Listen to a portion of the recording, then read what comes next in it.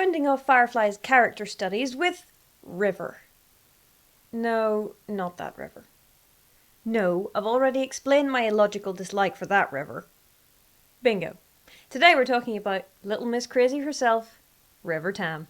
There's no place I can be since I found serenity. But you can't take the sky from me. Joss Whedon is quite well known for writing strong female characters, and some other kinds of female characters, but that's not really important right now. The point is that he really loves his teenage girls with superpowers. So it's not really surprising that Fireflyverse has River Tam, barefoot, dancing, mind-reading practitioner of Waif Fu. She's also, as I might have mentioned previously, Batfrakked. She went to a school for gifted children which turned out not to be a school at all. In fact, it turned out to be a lab where the Blue Sun Corporation were attempting to create mind-reading child super soldiers. It worked. River is a psychic and a dance-battling, killing machine. She's also crazy as a loon because of it. She wavers in and out of coherence during the series, but she's a bit Professor Trelawney like that, because most of the things she says are actually true, if only you could figure out what they were. 2 interesting facts about River. 1, she spawned her very own meme. And 2, she's also paired most often with Jane in fanfiction. But we'll get to that later because I have a theory as to why. But I think that the most interesting thing about her is that she's quite a brilliant deconstruction of just how screwed up in the head a super secret mind-reading super soldier would be. They intend her to be this awesome killing machine, but once she's outside the environs of the Blue Sun Corporation or whoever, she's just dead weight. Occasionally violent dead weight.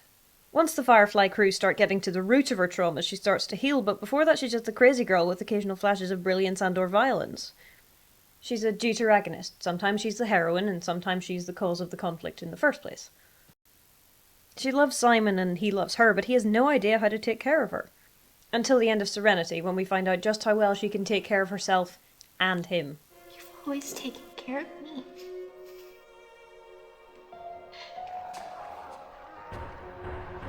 My turn.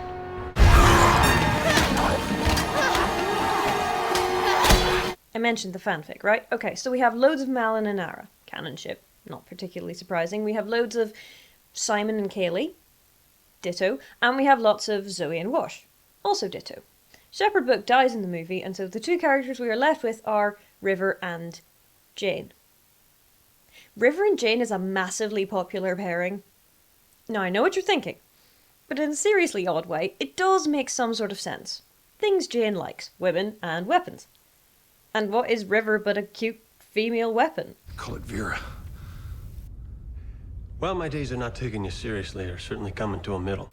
I think Vera might have competition. They do get their moments of foyer in the series, so it's not entirely out of the blue. Jane is a girl's name. Well, Jane ain't a girl. She starts in on that girl's name thing. I show her good and all. I got man parts. I'm trying to think of a way for you to be cruder. It's not coming. But I digress. River's defining moment of awesome in Serenity is this. Her very own you shall not pass moment without the inconvenience of having to die heroically. It's also the completion of her character arc. The Alliance made her, and made her to read minds. The Alliance made the Reavers. River reads this in the minds of the Alliance, and it drives her to insanity. And so it's rather fitting that she is the one to stop the Reavers and bring about the fall of the government and lay the ghosts to rest.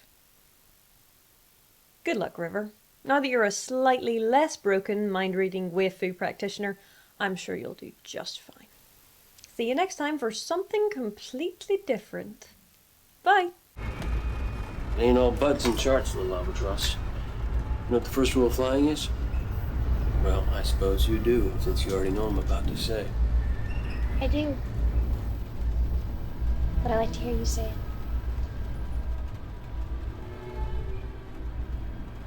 Love. You can learn all the math in the verse. If you take a boat in the air that you don't love, she'll shake you off just as sure as a turn in the world. Love keeps her in the air when she ought to fall down. Tells you she's hurting before she keens.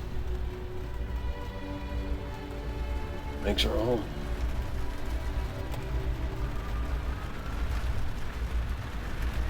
Storm's getting worse. We'll pass through it soon enough.